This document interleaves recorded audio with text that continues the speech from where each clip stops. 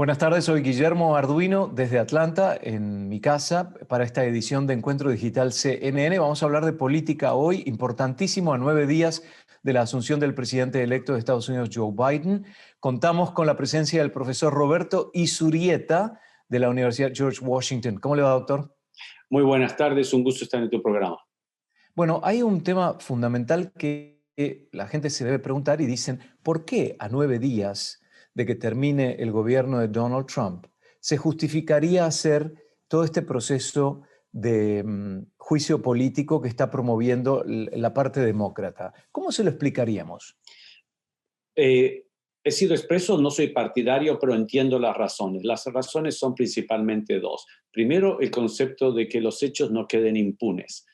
El luchar contra la impunidad es esencial para que los hechos no vuelvan a ocurrir.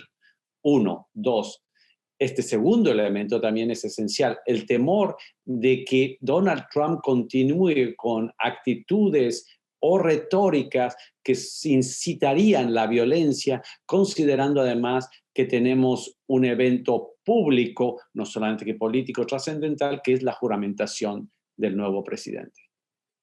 Doctor, usted no es abogado, ¿no? No, Ok, no, pero entiende de derecho constitucional de alguna forma por ser politólogo. correcto. ¿Existen evidencias suficientes como para que se puedan levantar cargos y demostrar esos cargos contra el presidente después de lo que pasó el otro día? Yo pienso que sí, porque el juicio político es político y lo que existieron son responsabilidades políticas. Las responsabilidades civiles y penales son de todos aquellos que cometieron los actos que sucedieron y que vimos y que está claramente probado en el Congreso. Pero más allá de eso existen responsabilidades políticas. El Congreso y el Senado lo que buscan son las responsabilidades políticas.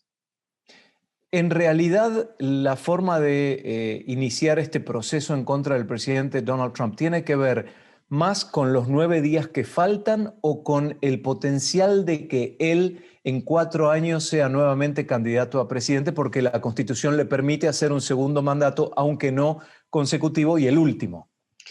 Yo pienso que esta tercera razón a la cual tú te refieres es un motivador para muchos de los políticos y de los miembros del Partido Demócrata. Lo que yo considero que son razones políticas sumamente válidas son las otras dos. Primero, y más importante, es que los hechos no pueden quedar impunes, sobre todo a nivel político. Doctor, con respecto a las dos enmiendas que se mencionan en los programas de televisión, con los políticos, con Nancy Pelosi, etcétera. Una es la enmienda 25 como una articulación que permitiría hacer un proceso como para remover al presidente, y el otro es el artículo o la enmienda 14. ¿Nos puede explicar la diferencia y sucintamente qué es cada uno? Primero, la del 25 no creo que vaya a ser posible porque requeriría que el vicepresidente inicie ese proceso, o sea, tenga las reuniones con el gabinete y conseguir los votos. Y además de eso, iría después al Congreso.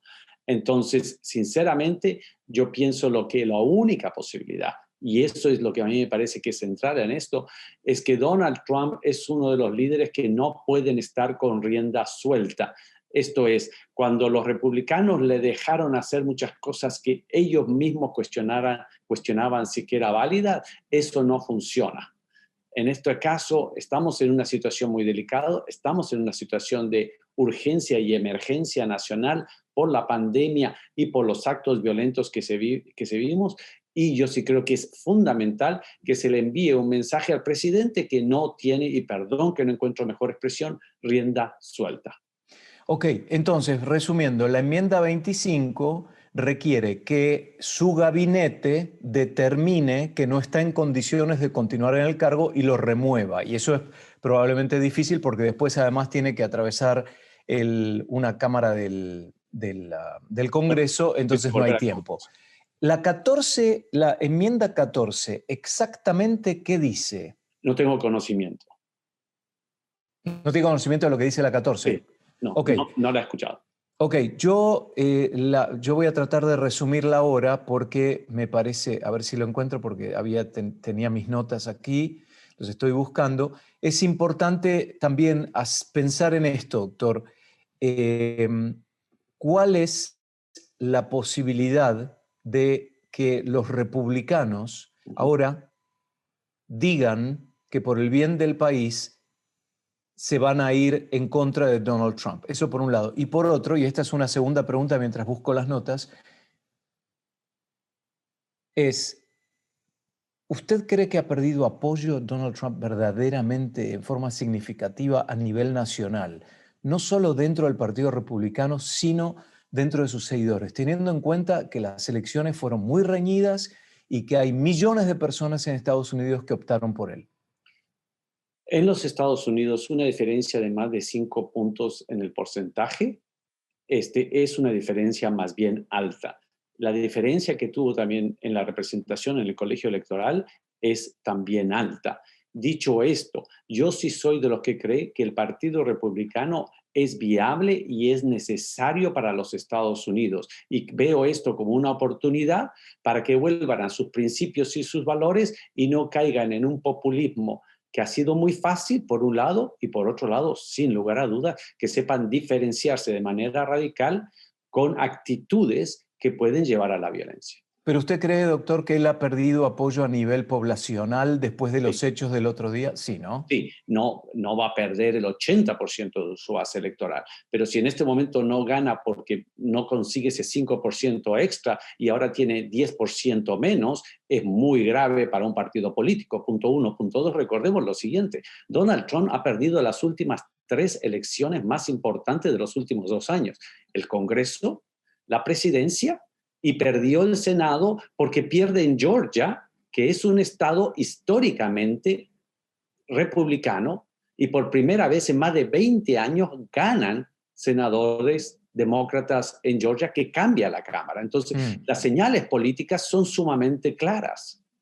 Le voy a leer, a resumir el tema de la enmienda 14 de la Constitución. Dice que prohíbe a cualquier persona que se haya involucrado en una insurrección o rebelión contra Estados Unidos de ocupar un cargo. Correcto. Entonces, se presenta como un poco más viable que la 25 porque no requiere de los miembros de su gabinete, ¿no? Lo que están haciendo ahora los demócratas es unir las dos. Y como tú bien decías, lo importante para muchos de ellos es garantizar que no pueda ocupar una posición de honor, en este caso federal, que represente a los Estados Unidos, sin lugar a dudas. Claro. Pero yo me ratifico en los dos argumentos anteriores. El concepto de que no exista impunidad, de que eso es esencial para la justicia. Y segundo, mandar un mensaje que en estos días los Estados Unidos necesita continuar este proceso en paz y en orden. Y ahí está la clave, en paz y en orden. ¿Y cómo se puede lograr cuando la base fundamental y radical del presidente Donald Trump, como todos los que tiene alrededor, primero considera que el vicepresidente Mike Pence es un traidor cuando ellos se autodefinen como patriotas? Eso por un lado. Y por otro lado, teniendo en cuenta que están convencidos de que en la elección hubo fraude.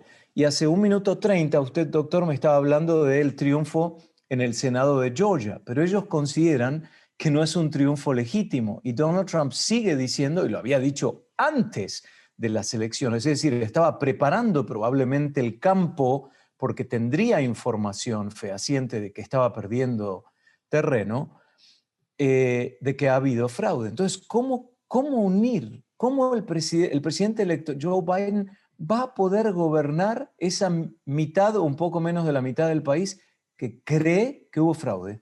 La diferencia, perdón, mi querido, la diferencia es que yo no creo que todos los votantes de Donald Trump comulgan con las actitudes que vimos este 6 de enero.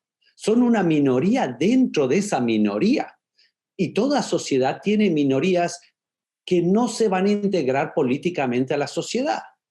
Eso es algo que como sociedad podemos digerir. Lo que no podemos digerir y aceptar como sociedad es que aquellas personas que se sientan excluidas del proceso político o no se sientan representadas políticamente por ser una minoría, tomen las armas para hacer de lo suyo la ley. Entonces, Bueno, es una cosa que es absolutamente inaceptable, pero son una minoría de esa minoría.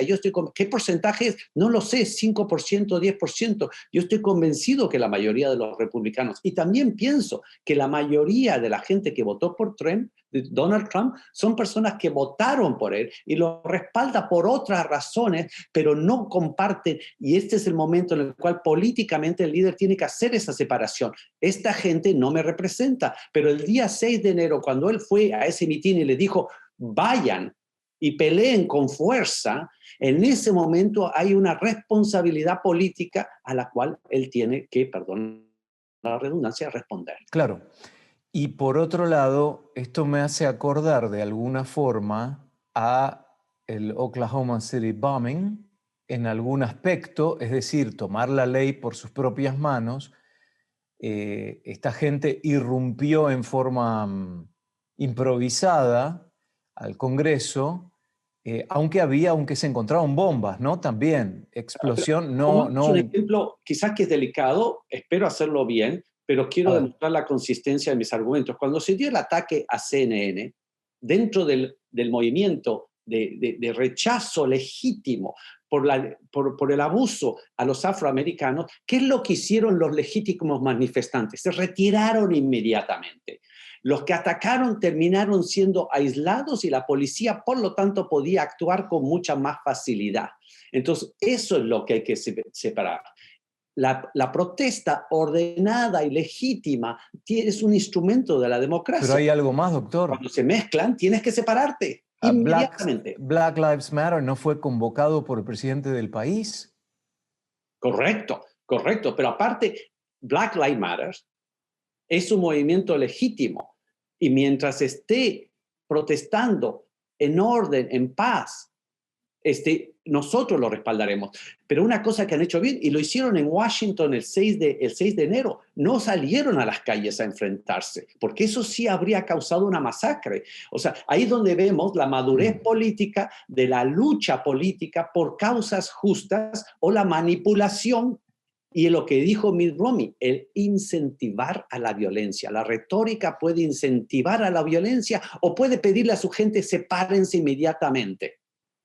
Y Mitt Romney, así como el John McCain, muerto hoy, están considerados dentro del grupo conservador republicano como dos personas liberales dentro de la mentalidad del Partido Republicano. Entonces, tampoco les dan demasiado peso a las palabras de ellos porque los consideran, debo decir nuevamente, John McCain murió, pero lo consideraban a John McCain, lo consideran a Mitt Romney como un hombre demasiado liberal, demasiado no conservador, vamos a decir, porque la palabra liberal en algunos países se entiende Y distinto. Romney es un empresario con una fortuna probablemente cercana a los más de los 100 millones de dólares. No es una persona que no comparta los principios de las doctrinas más conservadoras. Esto es un Estado pequeño. De hecho, votó por los miembros de la Corte Suprema, miembros de Corte Suprema que votaron en contra de los pedidos de Donald Trump, porque De él eso quiero decía, hablar. yo creo en ciertos principios conservadores y creo que es importante que tengamos en la Corte Suprema representados estos principios conservadores Claro, en lo que respecta a la Constitución y en lo que respecta al tamaño del Estado y las libertades individuales. O sea, es un hombre conservador. Lo que sí claro. no es un hombre que jamás cultivará el asociarse con actividades y grupos que, como vimos en este 6 de enero, con los cuales tienes que separarte claramente.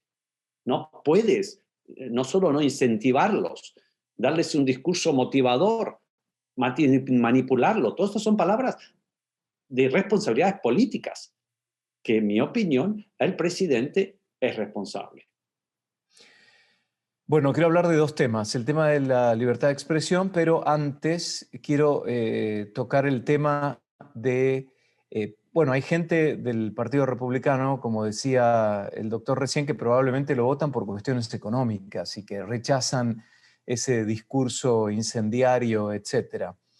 Pero bueno, en este momento, por ejemplo, hoy, volviendo al punto de Joe Biden, él va a encontrar a un segmento importante desestabilizador, violento, porque ya lo demostraron, pero mirando a todos los que estaban afuera del Congreso, que no participaron, que no irrumpieron en el edificio, esa gente se estaba manifestando con su derecho, lógicamente, y sin agresión, sin violencia. Hay un grupo grande de toda esa gente digna.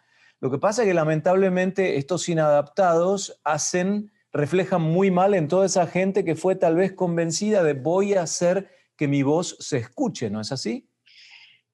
Estamos cruzando una línea difícil. Yo creo que en el momento que te cruzas la línea en la cual es propiedad federal, o sea, rompiste y cruzaste la valla donde es un edificio federal, ya estás cometiendo un delito. Y sí soy de los que piensa que ese delito debe ser penado. Coincido contigo que la pena de ese delito debe ser benigna. No así la pena de aquellos que cometieron el delito no solo de traspasar un edificio federal en contra del pedido expreso de la autoridad, no por ignorancia, no que pasé la línea, no me di cuenta, sabían lo que estaba pasando, pero además de eso agredieron la propiedad y, mucho más grave, agredieron a las fuerzas del orden o a las personas que estaban trabajando ahí. Pero ¿y qué hay con Hay los que grados estaban de los afuera? delitos. ¿Ah? ¿Qué hay con los que estaban afuera manifestándose que no participaron en ningún No han acto cometido, violento? muy probablemente no han cometido ningún delito, exceptuando quizás violar Claro. una ordenanza municipal. Eso no es Ah, grave, porque no tenían, probablemente, no sé si tenían permiso para dirigirse hacia el Congreso de donde estaban agrupados. Pero esa es una pena mínima, probablemente como cuando te dan un ticket cuando estacionaste mal tu auto, no hay problema. claro, claro, El claro. problema es cuando tú agarras tu auto y atropellas a una persona, además, porque alguien estuvo, me explico, o sea, estuvo bajo la influencia o peor, se pasó la luz en rojo. O sea, hay grados en las penas. Claro, es decir, sería ilegal pero no delincuente, ¿no? Correcto, Entonces puede ser recibe una negligencia, puede reprimenda. ser, o sea, me explico, hay muchos niveles. Entonces, yo creo que aquí lo que vamos a ver y debemos ver la ejemplificación de las penas. Sí, alguien manifestó sin permiso, un ticket de $5, por decirte algo, dependiendo de la violación. Pero alguien que agredió a un policía, rompió un vidrio para entrar, se sentó en la oficina del presidente del Congreso, son delitos mayores y requieren penas ejemplares. ¿Tiene el presidente en este momento acceso a los códigos nucleares como para iniciar un ataque contra otro país? No.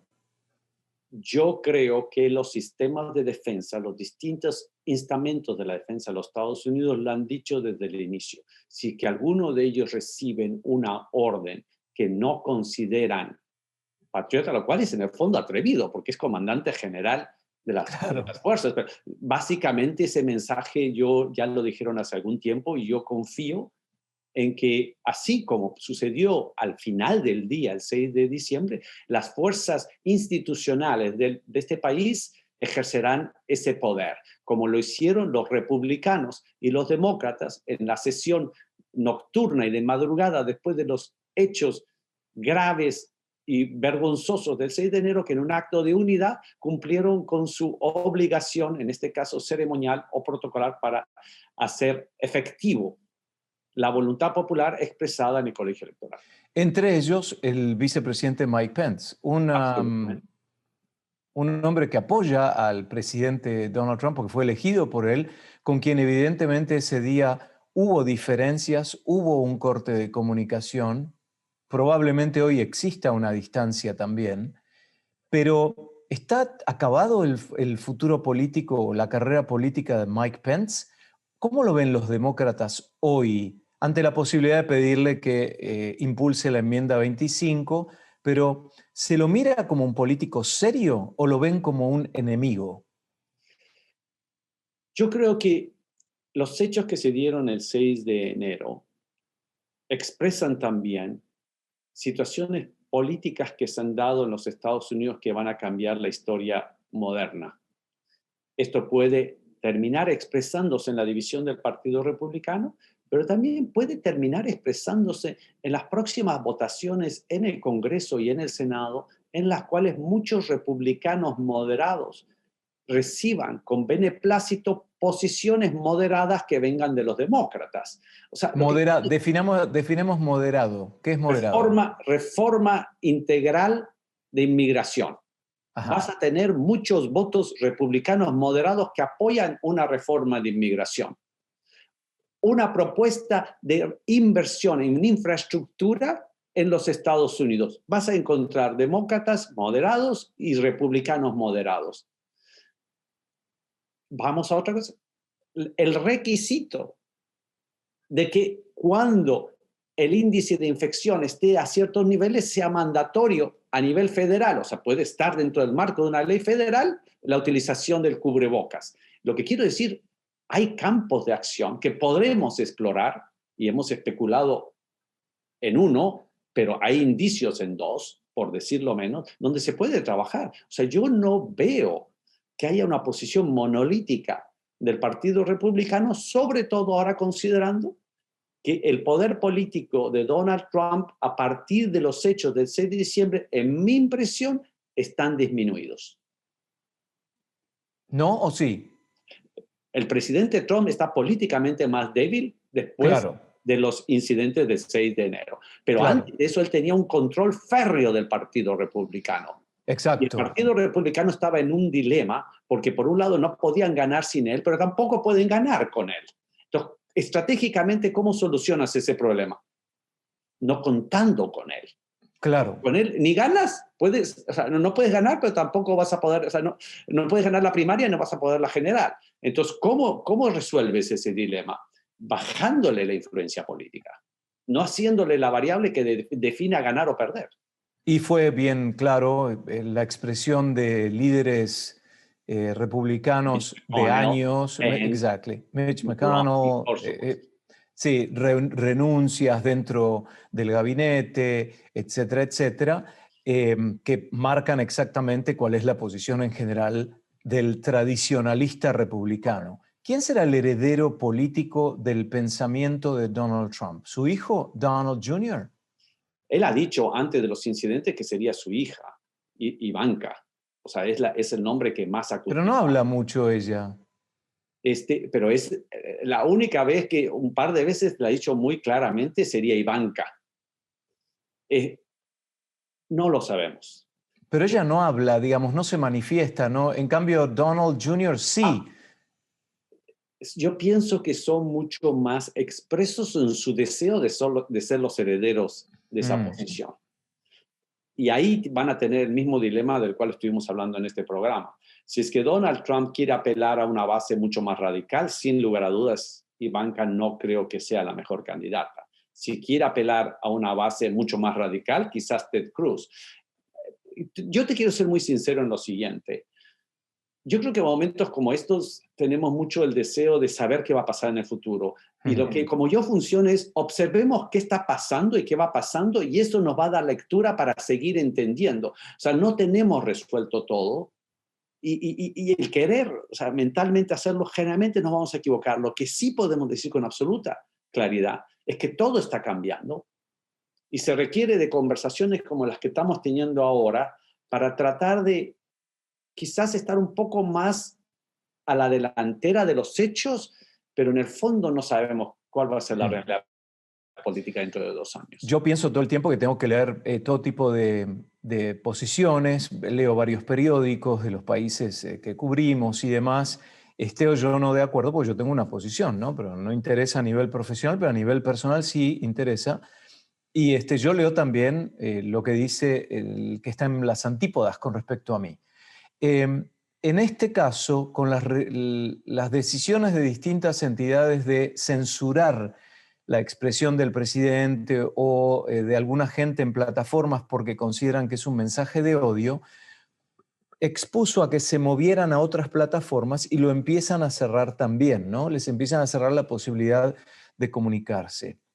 Entonces ahí viene una colisión entre la libertad de expresión y las plataformas que uno tiene disponible y además el hecho de que la gente pueda entender cómo piensan, porque aunque lo consideren el enemigo, hay que entender cómo piensan. Entonces, cuando hay discursos de odio, ¿cesa la libertad de expresión? Estamos entrando en un debate muy delicado. Pongamos otro ejemplo. El trágico atentado en París, hace mal no recuerdo cuántos años, 6 años. Todo el debate si es que estas plataformas del odio facilitaron estos ataques.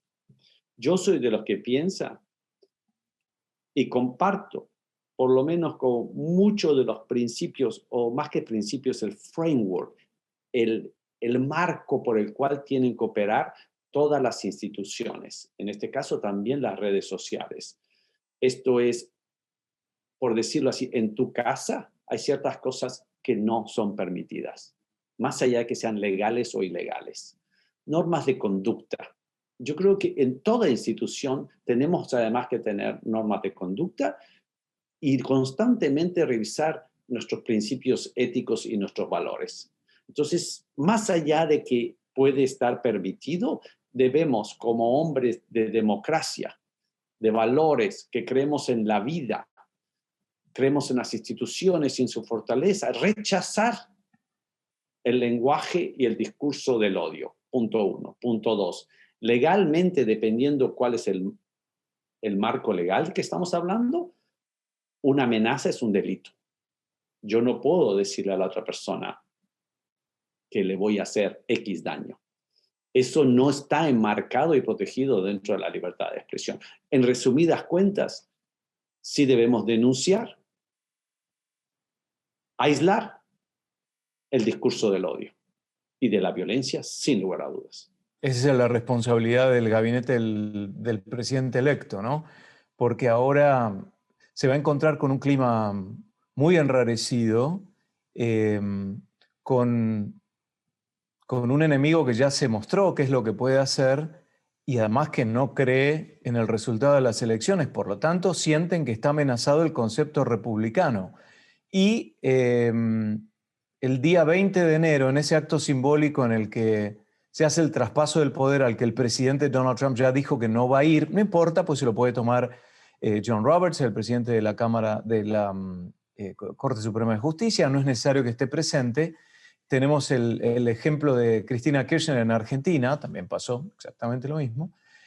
Va a ser peligroso ese día. Entonces ahora la alcaldesa de Washington está diciendo que la gente asista virtualmente al traspaso del poder, porque puede haber un intento de asesinato para cualquier persona que esté alrededor del círculo del presidente electo Joe Biden, ¿no? Si es que nosotros analizamos lo que pasó el 6 de enero, creo que lo más grave es que les sorprendieron a las fuerzas del orden y no debieron haberse dejado sorprender. No creo que les vaya nadie a sorprender cualquier intento que puedan querer hacer el 20 de enero. Creo que estamos en un escenario distinto. 1, 2. Por el mismo hecho de la pandemia, se está haciendo todos los esfuerzos y se debe hacer todos los esfuerzos porque ese acto no va a ser normal. No va a ser Claro. como lo hemos visto antes y no debe ser como lo hemos visto antes. Entonces, yo sinceramente pienso que en términos de seguridad va a ser un acto muy bien organizado. No pienso que pueda haber ninguna violación a esa seguridad, por lo menos de manera grave. Incidentes podrían haber, como siempre existe, o un incidente otro de otro nivel u otro, pero nada grave. Y yo pienso que va a ser un acto sumamente ordenado. Probablemente si se declara el toque de queda, ya ahí se puede arrestar a la gente que esté en la calle, ¿no? Yo Entonces, creo y esperaría, no me gustaría que declaren un toque de queda. Creo que eso es una medida en los Estados Unidos que tiene que ser excepcional y realmente cuando declaras el toque de queda es una señal básicamente que no hay otra manera de tomar control de las situaciones del territorio que el toque de queda. No creo claro. que lleguemos a eso, espero que no. ¿Sabe de qué me acordaba, doctor? Cuando, después de septiembre 11, cuando se hizo en Times Square, en la ciudad de Nueva York, la celebración del Año Nuevo, se hizo normalmente, no era pandémico, entonces la gente estaba ahí reunida, había millones de personas o cientos de miles, y había una gran presencia policial, pero nada pasó. Es decir, tal vez en este caso suceda lo mismo, ¿no? Y aparte por otra razón, también fue una falla de la inteligencia. Seamos, y yo no soy experto en seguridad nacional, pero de las cosas que leemos, las mayores amenazas en la seguridad interna de los Estados Unidos a partir del 11 de septiembre, dentro del territorio nacional, no vinieron de grupos extranjeros. Se viene advirtiendo la preocupación de la radicalización de ciertos sectores que tienen características peligrosas. Y tú mencionaste el trágico hecho de la bomba de Oklahoma. Fue un atentado terrorista doméstico. Exacto. Y yo pienso que los sectores de inteligencia han hecho mucho mejor trabajo, porque lo mejor que puedes hacer para evitar estos atentados es en la víspera. Esto es a través de la inteligencia, que tienen información de que se pretende operar, y desactivaron, no sé, no recuerdo en mi cabeza la cifra exacta, pero son decenas de actos de intentos de terrorismo doméstico. Entonces yo pienso que después de lo que ha pasado también se debe poner más recursos en la inteligencia, porque una cosa, como bien tú dices, es la libertad de expresión, pero otra cosa es utilizar las redes sociales para orquestar un ataque violento.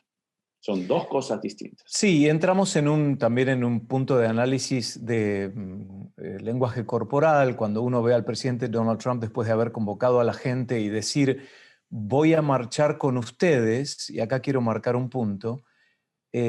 Claro, él tiene limitaciones porque es el presidente del país, pero en general, cuando dicen, voy a marchar con ustedes, lo dice un líder, como por ejemplo Martin Luther King, que marchó con su gente hacia en Washington cuando lo hizo en ese momento. Y acá él los convocó, pero él se quedó mirándolos a través de una pantalla, etc. Otra cosa, utilizaron palabras que son incinerarias en ese momento. Ataque, fuerza, combate. Si no lo ganamos por las cortes, y no tiene una traducción en español, si no lo ganamos por las cortes, lo ganemos en duelo. Claro. O sea, ¿Y quién tiene el poder, doctor, hoy? ¿Quién tiene si no lo tiene el presidente Donald Trump en estos últimos días? ¿Quién lo tiene? Yo pienso que el poder está en transición, porque tienes okay. un poder electo, un poder elegido y un poder de salida. Y siempre se da en todos los países que el poder que está el gobierno que está en salida tiene muchísimo menos fuerza. Y eso, claro, en este caso es bueno. Y el que entra todavía no tiene la fuerza. El poder está en transición. Gracias al doctor Roberto Izurieta, profesor de la Universidad de Washington, por habernos acompañado en este momento. Hasta la próxima. Un gusto. Muchas gracias. La Universidad George Washington, corrijo exactamente, es la Universidad George Washington. Soy Guillermo Arduino desde mi casa en la ciudad de Atlanta. Hasta la próxima.